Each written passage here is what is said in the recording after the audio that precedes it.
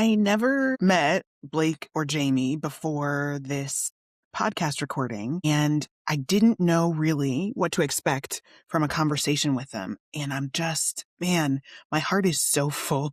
I'm so thankful for candor and fun and deep friendship that we got to observe and engage with. Like, these guys are so legit. They're so good.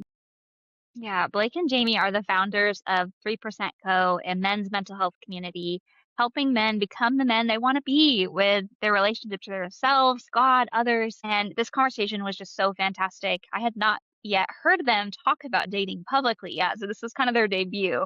And I said, I hope you guys make more content because they just had fantastic wisdom to share. I feel like I left with not just the joy of a good conversation, but the gift of like really hearing them share their heart really vulnerably in their own dating story and now as married men and dads, and just a beautiful conversation. So we're so excited for you to dive in. Please get connected to their show, their community. They now have an online community called The Basement. All of that will be linked in the show notes because this is just a fantastic community that they're building, and we want to support them. So can't wait for you to hear this conversation with Blake and Jamie. Welcome to the Dating and Desire podcast, a place for conversations and resources on sexual formation for adult Christians. I'm Lauren Matthews. And I'm Bridgett Blood. Together, we combine our years of ministry experience and time as certified coaches, helping men and women just like you navigate dating in a way that honors your core values. Each week, you'll hear us talk to therapists, pastors, coaches, and other leaders in the field of sexuality and relationships. While we acknowledge believers hold various perspectives on this topic, we're gathered around the belief that our desire is holy, our body is good, and our story matters. Let's dive in. Friends, I just need to tell you that if we were all in 6th grade, sitting at lunch together, all the 4 of us, I would need to say our podcast has a crush on your podcast. That's awesome. Would you write it on like a note and slide it over, or would you just come over and just say it? I think I'd have to be brave and like whisper it and be like, whisper hey, it, just so you know. Like whisper it to somebody else, and then it's like telephone, and then it gets to us, and they're like, they hate your podcast. That's right. That would be how it would work. Yeah, totally. That's so kind of you. Thanks for saying that. Yeah. No, I share it with everybody, men and women, and I do use it as a litmus test for men that I date, where I say, hey, No listen to this way. podcast. And if you can hang with this crew, then maybe you can hang with me. Wow, how have we done? Not good yet. If you guys want to change that, we can make that happen. We'll put a poll out to our audience. Who here listens to the show is single? Right. We'll become Amazing. a dating service. That's so wild. That's how you'll make your money. Yeah, as a Heyo. matchmaking service. Heyo. 100%. Concierge matchmaking. Turn of events for us. Yeah. Do you listen to 3%? No, I've never heard of it. Okay, next.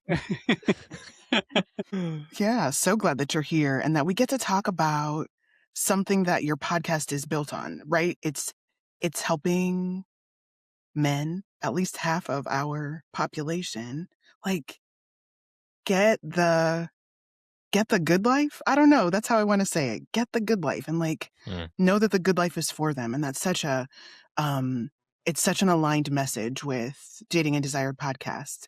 We say it a lot. We love men. We love men here and want to relish the opportunities to celebrate and showcase men helping men be all that God intended, all that they want to be. So we're really super geeked that you're here. Crush on the podcast aside. Thank you for joining us. Yeah, thank you. we're really glad to be here. Yeah. Excited. This is a topic that we hadn't, I think probably just because of our married bias had not really waded into. Yeah. But it's exciting to think about it and talk about how the 3% ideas apply. Yeah, I mean, I was just having a conversation recently with a friend who she's dating and was asking some feedback on the avoidant guy that she was dating. So it still definitely applies. Just personally, it's like I guess we date within the context of marriage, but I haven't dated in a minute. Totally. In that sense. Yeah. But we're glad to be here. Yeah. Well, I want to touch on friendship a little bit. So Dating and Desire, we're all about healthy sexual formation. And so one of the things that I've really loved about you guys is just the way that you are modeling healthy friendship. And maybe that doesn't seem like a big deal, but I want you to know that it is a big deal. And so one of the pain points that I see as I'm doing sexual story work with people is what happens when men lack good friends, like how this turns into this like eroticized loneliness. And so can we just kind of jump into Wait one second, Bridget. What in the world? Did you just say Bars. eroticized loneliness? We're like 3 minutes in, girl. Yes. Okay, so let's unpack it. Let's unpack it. When I talk about sexual desire, I always love to walk people through the two ways that normally shows up in our body. The first, sexual joy. That is a pushing force that moves us towards experiences of pleasure, delight, and self-giving. So that can show up in sexual activity, but sexual joy can also be that feeling of pride that you feel when you hold a door open for a woman, or a really good haircut, or your favorite pair of jeans where you're like, I look good, right? So it's any place that moves you towards pleasure, delight, self-giving. The other side of that is sexual loneliness, which I describe as more of like a pulling force that reminds us of our needs to be seen and cared for, which typically is going to be one of the emotions that's least unprocessed when we're dealing with some sort of unwanted sexual behavior. But the need of itself is really good, like to be seen and cared for. Like we all need that. That's a very human experience. And I know like through our time with Jay or Andrew Bauman or all that kind of stuff, like we've been talking about this concept of, I don't know if we've labeled it that yet, but eroticized loneliness, meaning like I don't have any place in my life with the men that I'm feeling seen and cared for. And so I feel starved to go to my partner for some sort of sexual outlet where I actually need community and friendship with men so that I'm coming as a like full embodied lover to share it and not consume her. So that's a way too big of a conversation. I feel like I open that big box. My question is, why do men need to have good friends? Okay. I love this so much. I've never heard that term. Yeah. Okay. So the reason, I mean, that's killer. I think it nails it. One of the things that we talk about a lot with loneliness is that we all end up doing something with it. Yeah. So it's you're naming specifically how that loneliness can lead to almost this unwanted eroticism. In my head, I was trying to understand, are you saying that the loneliness is something we end up pursuing because of its, like the loneliness becomes the draw, like the isolation becomes what I'm now understanding it as is we don't name our loneliness, and so then we're taking it as a sexual need to a partner, a spouse, or neither of those people. But I think it points directly to, I think you're naming the need for male friendship even in the question. So loneliness, we talked about this on an episode, our first episode of our AI and mental health series. Why is it possible to feel alone surrounded by people? So I think there's a big difference between proximity to people and the experience of being known by them. So the reason that loneliness with men, I think it's I think it's sneaky. I don't want to say this is just a male thing. We just have a male focused podcast. I think it's the hardest it has ever been to be appropriately connected to people. Parasocially, you feel you feel socially connected and relationally empty. So you're on Instagram, you're on Facebook, you're on Twitter. Maybe you're not on Facebook. That's antiquated. Don't date yourself, Jamie. Maybe you're on TikTok. And you feel so connected to all these people because you're hearing about them, and then you feel like you know them, and you feel maybe even loved by them. But you aren't known by them. And Tim Keller would say that being loved without being known is vanity. And to be loved, but to be known and not loved is our greatest fear. And then to be known and loved is the experience of grace on earth. And so I think the reason that male friendship is so necessary is because it is important to have relationships where the entire goal of it is for mutual flourishing and knowing and loving without the sexual component. Correct. And that would be what I would start with. Wait, It's a great start. Okay. You want me to chime in? Yeah. So the question was, why is male friendship important? Right? Sir, you can answer it however you want to. I mean, I don't know what more to add, because I think really what you laid out was very, like, we're on the same page there. Maybe I'll ask you that follow-up question of, Okay. when men are starved for connection with guy friends, how does Mhm. that impact the way that they move towards women romantically? Well, okay, so what comes to mind initially for me is, at least a lot of the guys that I work with are kind of alluding to what Jamie was saying. Have friends. Maybe they're starved for a level of, or an intimacy of friendship that that Jamie and I are very fortunate to have. Mm-hmm. And sort of the just like bro culture. I'm stereotyping a little bit, but so I think it impacts the way that men pursue women, because there's this lack of vulnerability within their friendships with other men. And so they're not really talking about what they're struggling with in the relationship, or the fears they have about the relationship. And so maybe they're getting advice or feedback that is maybe even well intended, but it's just lacking like a nuance and a vulnerability that then kind of can cloud the guy's perception moving toward the relationship, of like how it's impacting her or how she's perceiving it, or whatever. So I think the types of friendships, I guess, is more of what I'm thinking about when you ask that question. Is I know lots of guys that have friends and have lots of connections, and it's not a judgment on them that they lack the vulnerability there. It's just the reality, I think, Right.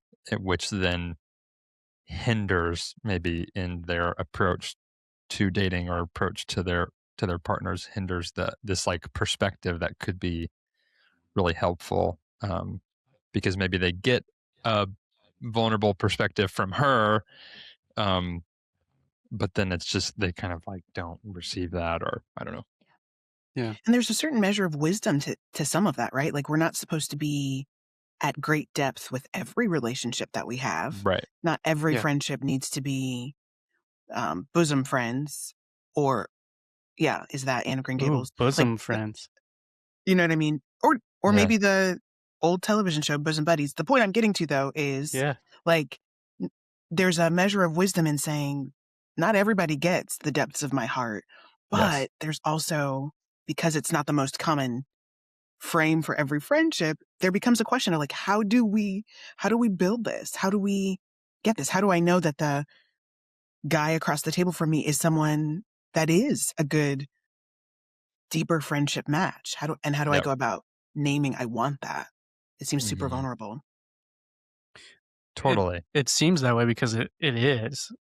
I think at any level, the choice to go to that level of depth with anybody is a vulnerable choice. Yeah. Mm-hmm. And Unless you're thrown into it like we were, correct. which was still Yeah. vulnerable. Blake, you want to explain your analogy for friendship? Oh, sure. I think of, like, if you're going to the beach and you have some friends that are like beach level friends, like you play beach volleyball together, or you throw the frisbee, and this kind of replica, or uh, showing the like surface level friendships where you can do fun stuff together and you can hang out and have a good time, and then the ocean's going to represent like vulnerability, and you maybe have some people that you're playing volleyball with that you have more of a connection to, or there's something just about their presence that feels a little bit safer, or something draws you to them. And so then you kind of wade out into the water and see how deep that person is willing to go. And then you have some that you may go like knee deep, and then you can kind of tell that they don't really want to go any further. Or if you start to go further, then you like look back and they're still there. And some people have the extreme blessing of having like ocean floor level friends. And people listen to our show. Jamie and I met in 12-step recovery, specifically in Sexaholics Anonymous. And that is like if somebody took you out on a ship and drove you out to the ocean and tied an anchor on your foot and then just threw you off. And so we started from the ocean floor. And Right. we've had to kind of work our way back to like, what does it look like to just play and have fun? And also it kind of has forced us to fairly judge our other friendships that are not as deep but are still valuable. And so I think I want to just say, like, I recognize for people that are listening who may not have the friendship that Jamie and I do, it is very unique, and I'm very grateful for it. It's not necessarily like this is the standard and you have to have this level of friendship and then your relationships will be successful. We just were thrown into the bottom of the ocean with this shared pain. And where a lot of guys specifically meet with shared experience, maybe through work or through a shared hobby, and then they kind of have to try to work their way down to the depths, and sometimes that takes a long time. But when you meet somebody in 12-step recovery, it's like, yep, this is where we're starting, and it doesn't get much more vulnerable than this. And that has really helped our friendship. And not everything's perfect, right? Like, this could take us a whole different route of the conversation probably, but like, even one thing that I've had to work through in my marriage is, because I have this really rich, unique, healing for me relationship with Jamie, my friend, it has made it easier in certain ways to turn to him first. Which, it's like there's no shame in that because that relationship is safe. And that has also hurt my wife in ways because I wasn't turning to her. And that gets into a whole other thing. But like, it's very nuanced. Yeah, we have to be careful about how we're pursuing which relationships. But I also think not every friendship we have from 12-step is like this either. That's true. So to frame up for people, like, it wasn't like just because Blake and I started at the ocean floor that we like connected that way. There were still vulnerable choices. And it's where the whole 3% idea came from, which was that, we're 97% honest at our best. And it's the 3% that we keep to ourselves that binds us to that shame and that loneliness from which a lot of these other issues stem, like how you bring yourself sexually to your partner in, dating or marriage. A lot of that will stem from what are you holding in that 3%. And so even the way that we built the friendship was by using that 3% language as a permission slip to let the ocean depth be a place of safety and not just a place of like, oh, I almost cussed. Oh, I'm drowning. Oh shit. I think is what you were going to say. Yeah. Because it can feel like I'm drowning when you're at that level of vulnerability. And I think that's what men get afraid of. Yeah. But the reality is if you have the permission, the language, and a safe person to hold this, to what you two were alluding to, the sacredness of your story's sacred. Not everyone gets to hold the sacredness of your story, nor should everyone hold it. Right. But if it will never feel, in our experience, tell me if I'm wrong, but in my experience, it's never been that I felt completely safe before choosing the relationship I wanted. Yeah. It was that I chose the relationship I wanted, and that built the safety that I was hoping for. Yep. So you mentioned Tim Keller, and church is definitely strongly associated with Timmy K. And so I wonder, when you think about how the church can help facilitate men finding friendship at every level, like, it just doesn't seem like hunting weekends or even breakfast, prayer or otherwise, is going to help facilitate that. If you could give your number one wish to churches to help facilitate and invite or encourage real friendship to help do something about loneliness epidemic, what would you ask them to do? Bring us in and let us talk. I'm just kidding. This sounds so egotistical. Amen. That is a Here's goal of one. ours, though. That is a goal of ours, though. Really, I mean, I'm joking, but not joking, because I think in the midst of that joke, what I'm really saying is leading by vulnerability is what breeds vulnerability. So a lot of these places you mentioned, well-intended, lack a level of real vulnerability, and not just like talking about the need to be vulnerable, but like actually being vulnerable. Yeah. And so I think it can feel hard in some of those spaces because of so many reasons that we can get into of reasons why it may be difficult to be vulnerable in a church context.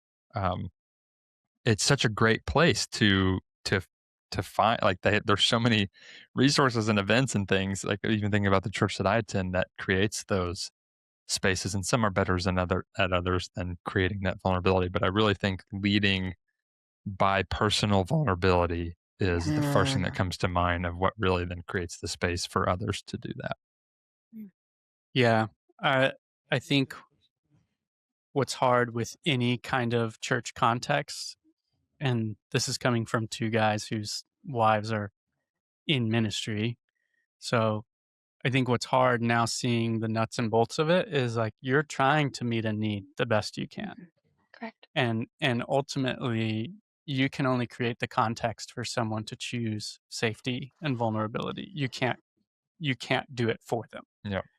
And one of the difficult things with any kind of, like, say it's a hunting weekend. Well, a hunting weekend can be completely transformative if the purpose of the weekend from the leadership down is shown through personal vulnerability.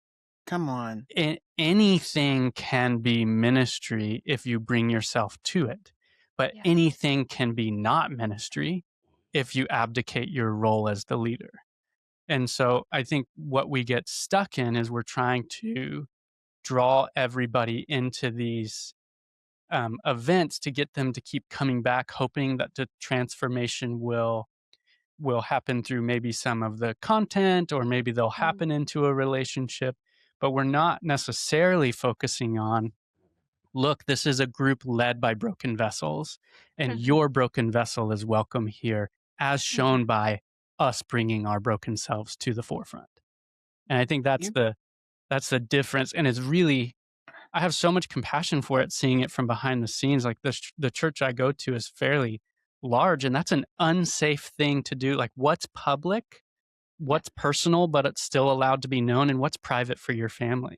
Yeah. And I think we're talking about how do you cultivate pastors in a way that they use appropriate vulnerability. Well, that's like what counseling education is. Yeah. So the hard thing is we're asking then the people who are pastoring men to be counselors, but they're also having to do all the work of event organizing. It's like, how do you flourish those guys so that they can bring into that context a appropriately broken vessel? Good. Yeah. I want to go back for a second. Blake, you brought it up, and I'm really thankful you did, because I think I had this light bulb of like, oh, I'm not the only person that experienced that. So my bestie, her name is Julie. I call her the CEO of my life. She's been married for like 13 years. She has a bunch of children. I am not married yet. And so I've experienced that in dating relationships where we have to practice. And there's also this like grief thing that happens each time, of this differentiation process of like, hey, you're not my soul human anymore. Like, this other person has to be first place if we're going to have like a healthy romantic attachment. But also, like, you are my person, like, just the role of friendship in that. And I feel like I have a lot of conversations with clients of like, what is healthy? I think when we have conflict with a partner, it is helpful to have outside close people that can be like, oh my gosh, this is where I'm like triggered the F out. And so it actually has nothing to do with them. It has everything to do with what happened in me when they said what they said or did what they did. But there also is like this importance of your safe outside people returning you back to your partner. Well said. So can you Well talk more said. about what that looks like? Nope. I mean, you said it. You nailed it. I think you literally nailed it. Like, that is what has been so helpful about this friendship is, yes, there is it's like, this is the space to sometimes work through some of our stuff so that we can get to what is really beneath it, so that we can then bring that vulnerability to our partner and not just our rage. Yes. Like, I'm going to call Jamie and rage on him because, And vice versa. yeah, because that'll help get to what's beneath that. For sure. And yes, the pointing back to your spouse or your partner is so important. What does that Yeah. look like though? So if you guys are like having a conversation of, oh my gosh, had this conversation with my partner, I'm triggered the F out, but I need to go back to her. Like, how does that work? I always want to say it depends. I know. We're such therapists. Such a therapist answer. It depends. It's different for every person. So we have in the 3% community, we have a 4-step method for emotional regulation called pause, pray, process, express. And the pause is, so say you're dating somebody, you notice that you are having a disproportionate reaction to whatever's going on. I mean, good for you. It takes so much work to get to the point where you notice you're the one having the disproportionate reaction. Yeah. That's where the pause would happen. And then prayer would be the invitation of God into your experience and not around. So Tanner Olson, a poet we had on our podcast, he has a poem called Don't Skip to the End, which the whole poem is just talking about how there are days when we want to skip to the end of the line. We want to go through every red light. We want to get to the end of what we are experiencing, but don't skip to the end, because even sitting with it is where the light breaks through. And I think that's the purpose of the prayer part, is you are inviting God into the process of what you are experiencing and not asking him to get to you to the end of what you are experiencing. That's where I think we will skip vulnerability and ask for just change. And then the processing part is where we call each other. So the processing part is really the moment where we're not coming in going like, I know that I'm the only one right here. But we are coming in going like, I can't get past the feeling that I'm the only one who's right here. And so we'll talk about it. We'll process. We'll talk about like, what is my side of the tennis court? And then what's not on my side of the tennis court. We're not trying to solve the other side of the tennis court. We are just looking at like, what do I need to clean up over here? We're validating experience. And then we're making space for like, okay, what do you want to do with that? And I think what do you want to do with that is like, my job as pointing him back and his job as pointing me back is really to remind each other of like, what's our real heart here? Is our heart to be right with our spouse, or is our heart to be connected to them? Because you're not ready to go back if you're trying to be right. And there's a guy, it was Kelly Flanagan. He was talking about how you got to notice where your heart is open and where it closes. And if your heart is still closed, or if it feels like it's closed when we're talking about whatever it is, then we're not ready to be pointed back. I don't want my part in this friendship to be me sending a bomb back to his spouse. Yeah. And I don't want that to be his role in my life. I want to be a part of saying, hey, if you're going back, just notice where the bomb is at the very least. And so I think the pointing back is really like, it's not like we have solved everything on the phone call. It's just a mirror saying, here's what you are bringing to me. Totally get it. Here's what you're taking back. Just notice what you're taking back and maybe be careful about what you do with it. That's good. Yeah. We sound like great, perfect husbands. Yeah, we're so not. Yeah. Well, This is why we call each other so often. Yeah. just piggybacking off of that part of the conversation, as a married lady who has had to tap in her close relationships to be like, help me stay married. Like Yeah. it's been and has given that. It's been interesting to notice awareness in myself of when I'm trying to when I get super upset at my friend's husband, or and when I'm shifting out of let me listen, let me help contain, and shifting into trying to box somebody. But I think I'm saying that because I think it's important to your point of like, we sound perfect. There's an ideal way to do it. And in any good relationship, we're going to flub that up sometimes. Yep. And Totally. that doesn't ruin the whole thing. There's still space and grace within that. Man, I'm really getting defensive of you toward this guy. Let me recalibrate. Let me take a breath so I can really hear what you're saying. Like that's all caught up in it. And the other thing I wanted to say, because I love this conversation, is my husband and I, when we were engaged and getting married, talked about who we talk to about the inner workings of our marriage, who has permission to know some real nitty gritty, and what between us is not allowed. Is not allowed to be divulged in great detail, but who are we comfortable with each other going to for help? Yeah. And in identifying those people, it's I don't know that I hear it talked about a lot, but it's so important that there are people who get to know the real thing and who you both agree are on the side of your marriage, which is different than in dating, right?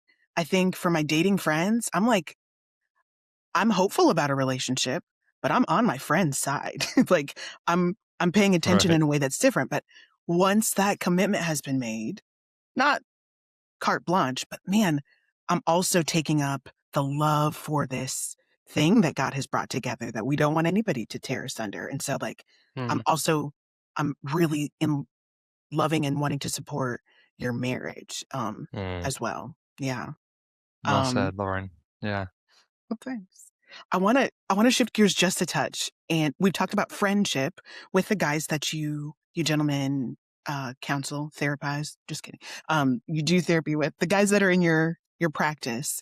I wonder if there are other things, especially related to dating, challenges or encouragements, or what you're noticing about the guys that you're working with as it relates to dating.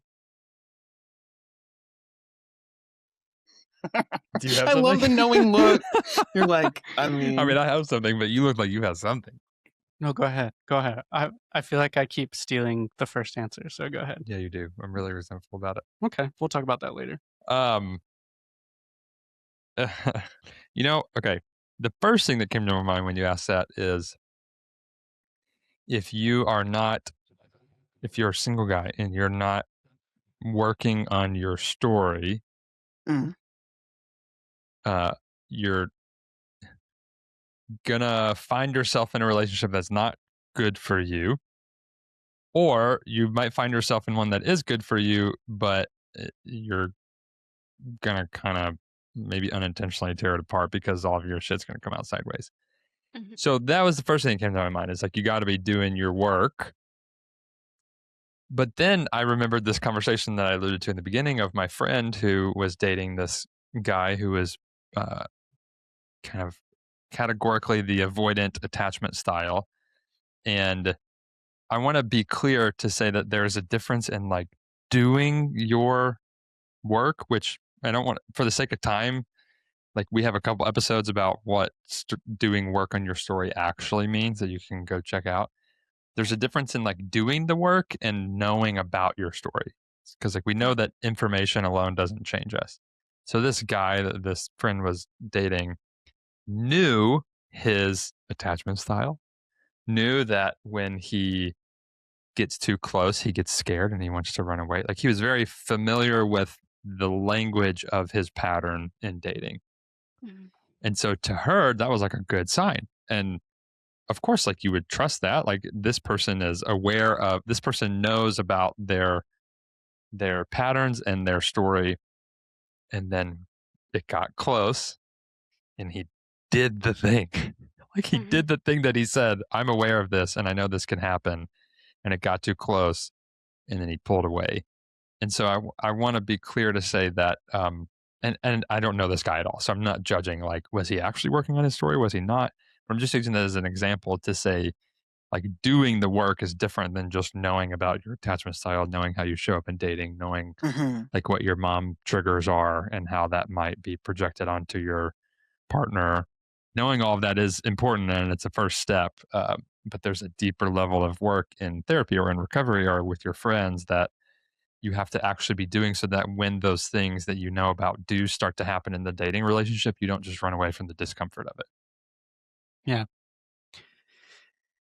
I think piggybacking on that, the thing that I think is a cultural message right now, especially with therapy culture, is that you have to have finished that work before you can be in relationship with somebody, before you're ready to start dating somebody.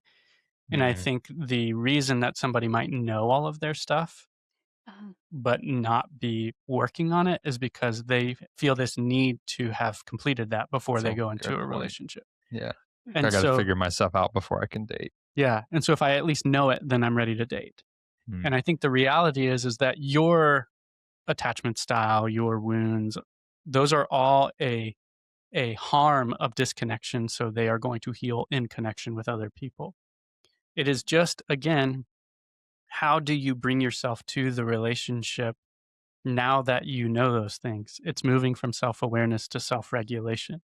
If I'm in the relationship and I know that my tendency is to run away when someone gets close, then I've got to be aware and name that as it's happening so that I can choose to stay. But that my partner can then know I'm terrified right now. And things might be coming out sideways because I'm doing this imperfectly, but I'm actually choosing to do this because I care. Yeah. And I think that healing will happen maybe in and through the relationship rather than in order to obtain it. Yeah. I think the other thing that I work with men and women, and I have a number of them who are single.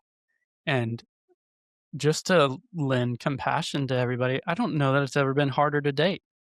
I think right now it is like, if we're talking about what it is to consume somebody, to eroticize your loneliness, look no further than Hinge.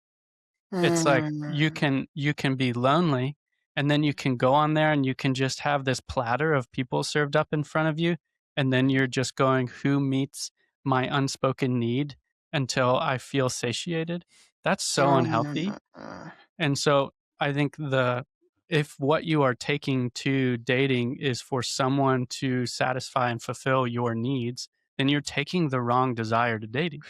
Come on, Jamie. I think it's Preach really that, about, Jamie. it's like Chuck DeGroat, who came on our podcast last year, has this great thing about the Genesis examination when God is talking to Adam and Eve. And it's God asking, like, where are you? Which, if you look at scripture, is actually a compassionate question because he's used to walking with them in the cool of the day in the garden. He's saying, where are you, my beloved? I miss you. And it's an invitation for us to recognize, what are we thinking about? What are we feeling right now? And then he says, like, who told you that is true about you? You know, who told you these messages of you're not worthy to be in a relationship? Who told you these messages of this is how you have to act in order to get a man to stay? All of those messages. And then the last question that in scripture is, have you eaten from the tree of which I commanded you to not eat from? Chuck reframes as, where are you taking your hunger and thirst? Yeah. And it has never been easier to do something lonely with our hunger and thirst. Yeah. And I think for the people that I meet with, some of what I'm doing is just grieving how hard it is to get the thing they desire, because their desire is beautiful. And it's just really hard right now to meet that relational need with how easy it is to be disconnected. Yeah. Well, we just found your next social media campaign. we need about 1,000 more hours of your thoughts on dating. I'm looking forward to it. Okay, for the sake of time, kind of, we each have a question left. Awesome. I do want to talk about the loneliness piece, just in the sphere of humans that we run with, meaning both of our podcast listeners are men and women who are doing the work, or like, hey, I really want to understand what that means and I want to do it. I want to be an embodied person. I want to strengthen my relationship with God, with my friends. Like, these are not, like, I joke and say, like, I don't date losers, right? Like, people are moving towards hope and healing, but that doesn't necessarily mean that the two of you are the best lifetime fit. And so there's this interesting dynamic that I experience as a woman dating in this space of just kind of like unpacking a little more of the loneliness thing. Is I think about the couples that I know in my life that have really connected, what I call relationally safe and sexually secure marriages, came after, like, the template that I see is came after like some sort of like pretty big breach of trust. She said, if you don't clean this up, I'm leaving. And he went, oh no, I need to figure this out. And there was something about her, and I say this, like, her rage wasn't unkindness towards him. It was actually like a call to innocence of like, we have to get back of our life. Like, we can't keep living like this. Amazing and beautiful. A call to innocence. Bridget, chill It doesn't out. stop. She can't. She can't. It She doesn't even flows know her at all times. She doesn't even It's know she's amazing. doing it either. She just like says it and keeps on going, and we're like knocked out over here. She's so good. But like, what that actually, so if I break that apart, that sparkly language of a call to innocence, of having that conversation is terrifying, and I've watched it end relationships in my story. For me to show up and say, hey, can you tell me what story comes alive in you in this exchange? Because if physical connection is the only way that your heart's fully alive, like, both of us are going to die here, and I'm not willing to participate in that. But to like offer that back is terrifying. Yeah. And so but I see that on both sides. Like, I'm not saying like, oh, just women, but I think there's this, in the emotional health circle, dating is so confusing because you really want to be like, well, don't judge them. Like, it's okay they haven't done as much work with me as I have, or it's okay that they don't know Chuck DeGroat and Jay Stringer. Like, but then you actually get into the real relationship and you go, this person doesn't have capacity to hold their own story, so they cannot create a story with me. Yep. And it's just maddening. And so, you know, all of us have some sort of story work connection in just our own lives. But I think that it is massively important of, like, I would say what I kind of tell people is the most important thing I look for in a dude is, does he have a plan to process his pain?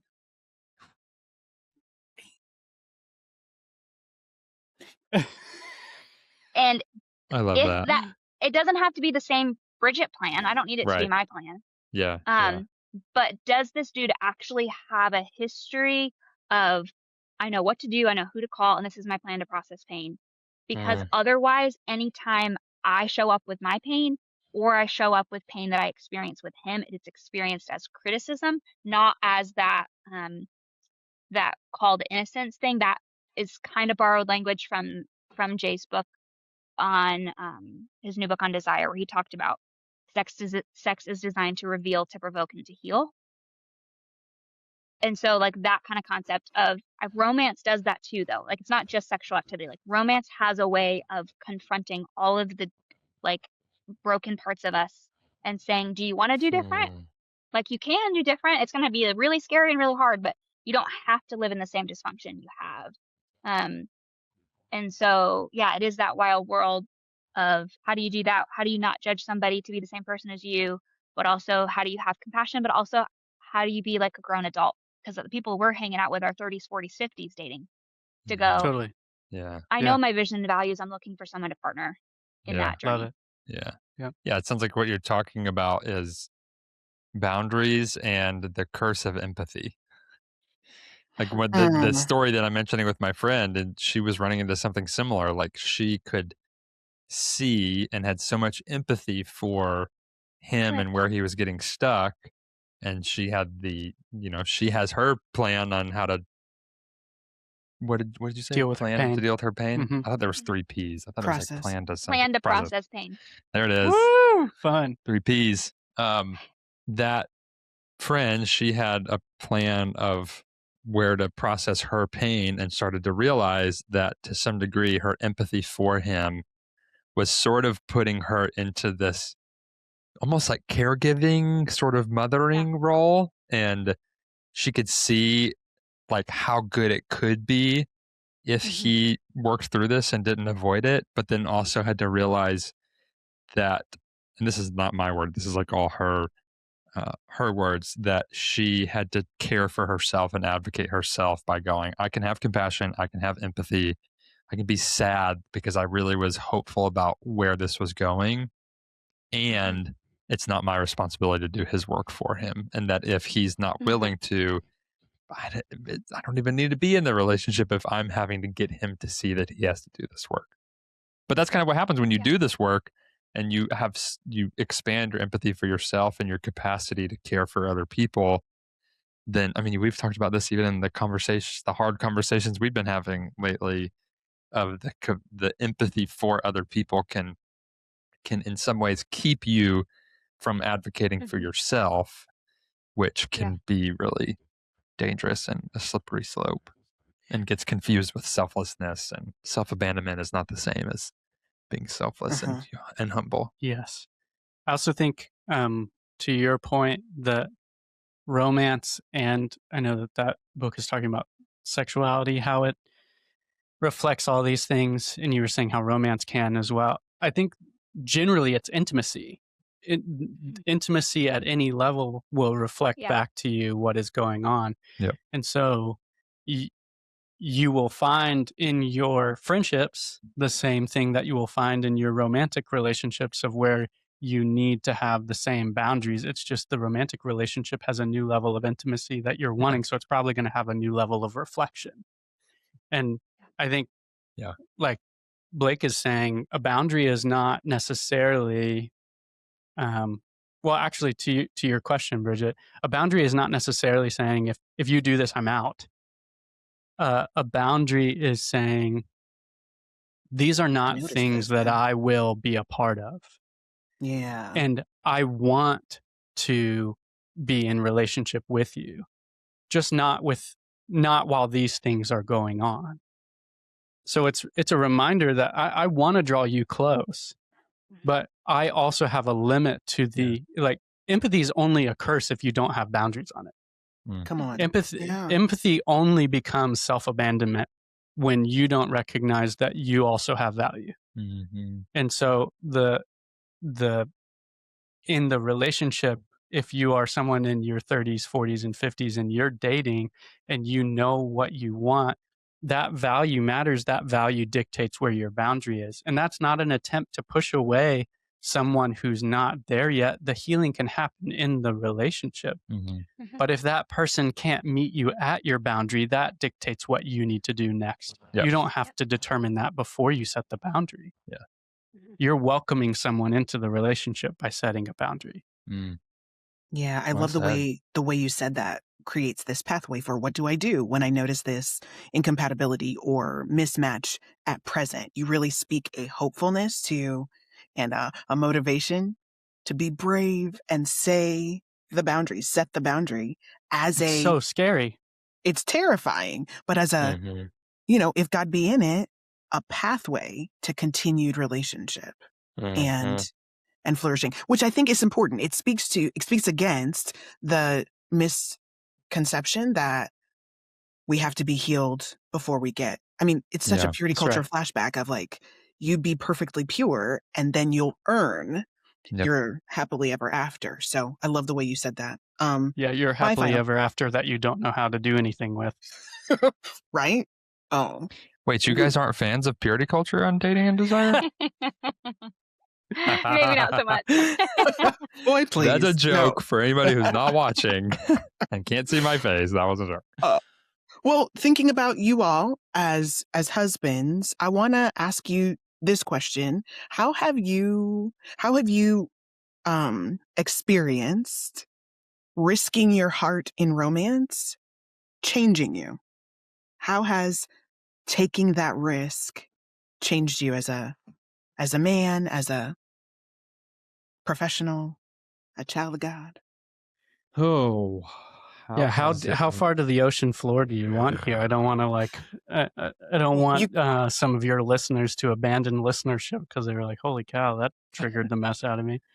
How has it? I have one really clear example that comes to mind for me. Please. So 30,000 foot. My story is that I was abused by a youth pastor for 8 years. I'm sorry. And for 4 of that, it was like grooming of various types. What I told Blake recently is like a systematic disorientation of my intuition. And then another 4 years of like progressively more violent sexual, emotional, and spiritual abuse. And because of that, you can imagine that my sexual story was not well cared for. And I wasn't, and I was probably afraid of my sexual story coming into marriage and afraid of talking about it, afraid of being known in it. And so, how has romance with my wife changed that? Well, when I brought my 3% about what was hard for me in sex, because I think there's a misunderstanding that the man is always the one who just like has this insane need for sex and that the woman is the one who doesn't.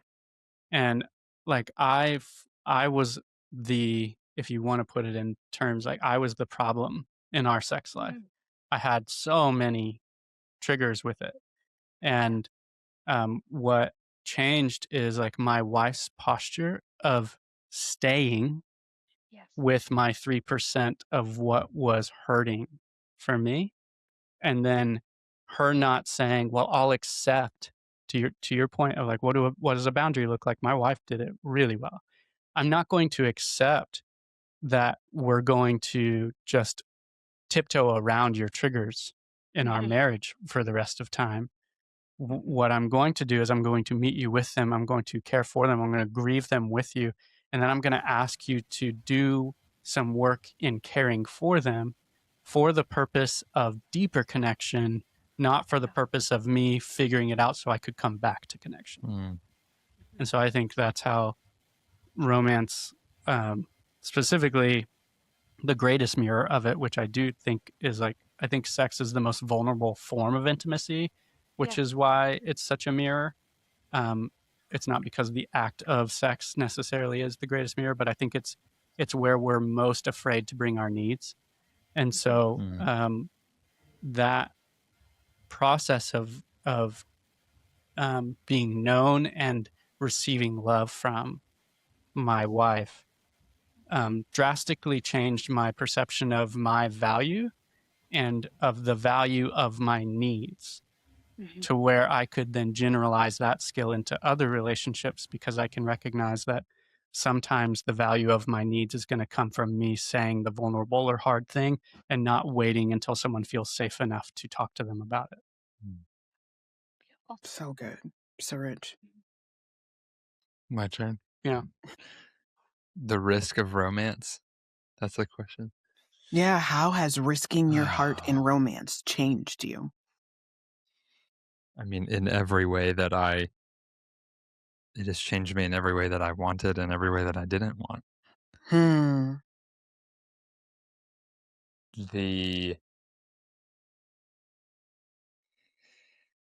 been thinking about this particularly, I mean, the time of us recording this, kind of fresh off of Easter. There are so many deaths and resurrections that have happened in the context of my marriage. And deaths, I mean, like the pain of things that I have done, or the pain of things that my wife has done, and then resurrection being like the healing out of that pain.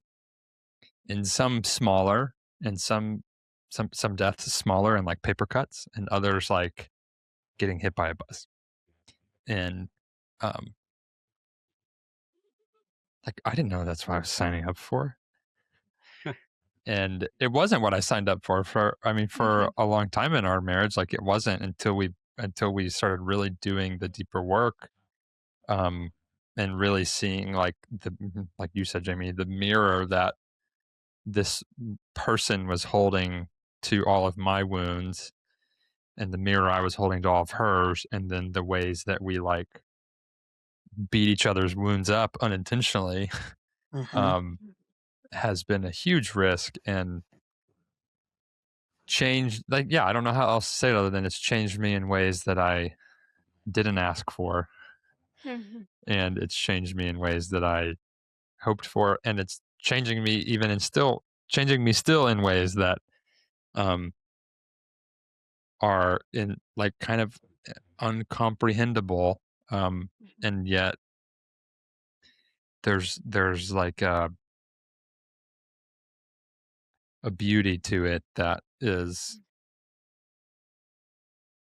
hard to put into words some days, and some days it doesn't feel beautiful. So I guess even hearing myself like process the question, I think an overarching summary of how it's changed me is in my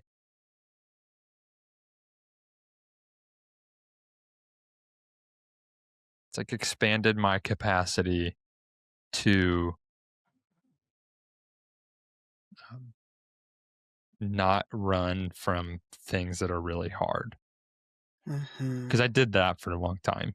And even in my marriage, I've done that. And, I mean, her and I currently are not doing that anymore. And there's a lot of change that comes from that.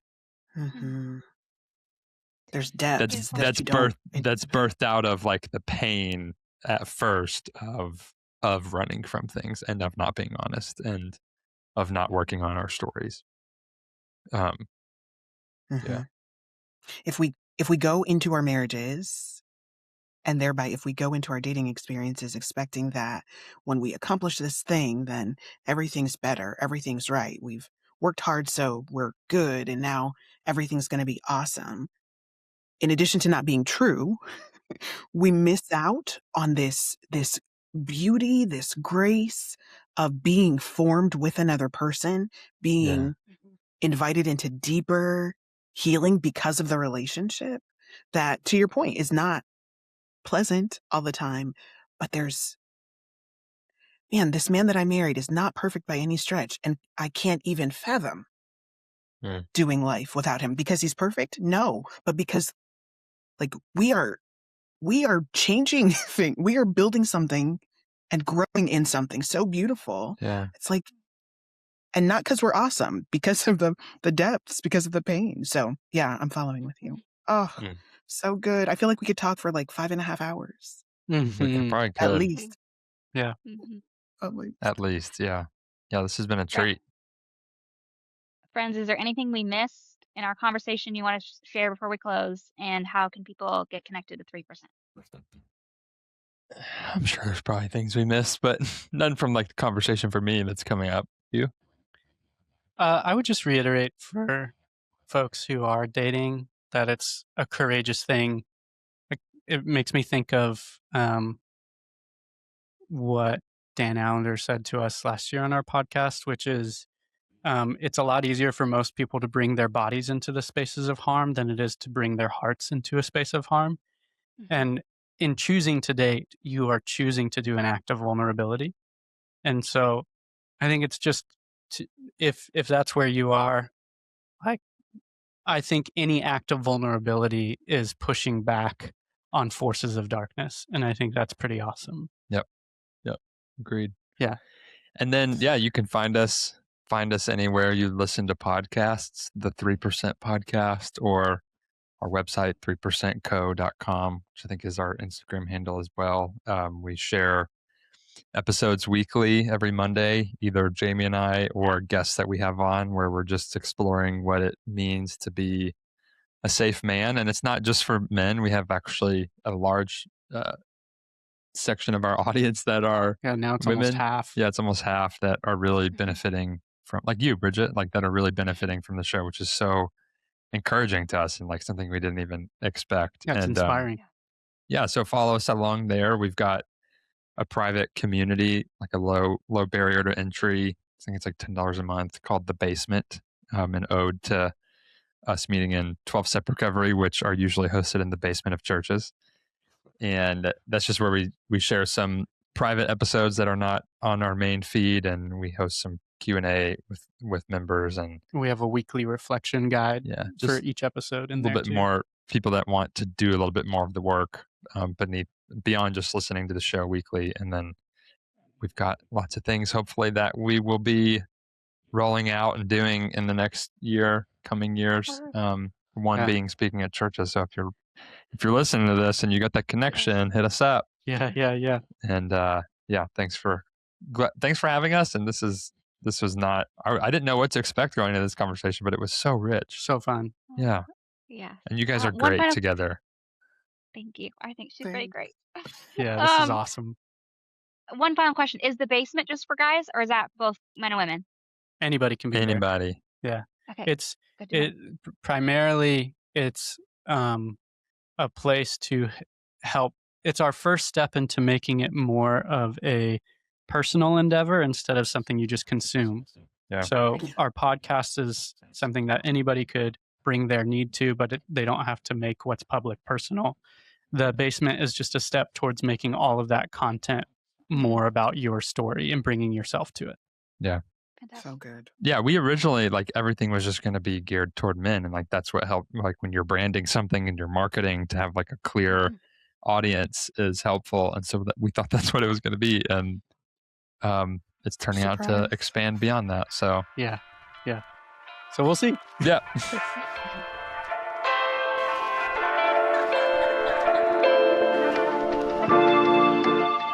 Thanks so much for spending your time with us today. If this conversation encouraged you, challenged you, or helped you feel a little less alone in your dating journey, we'd love for you to subscribe, leave a review, or share this episode with someone who might also need the encouragement.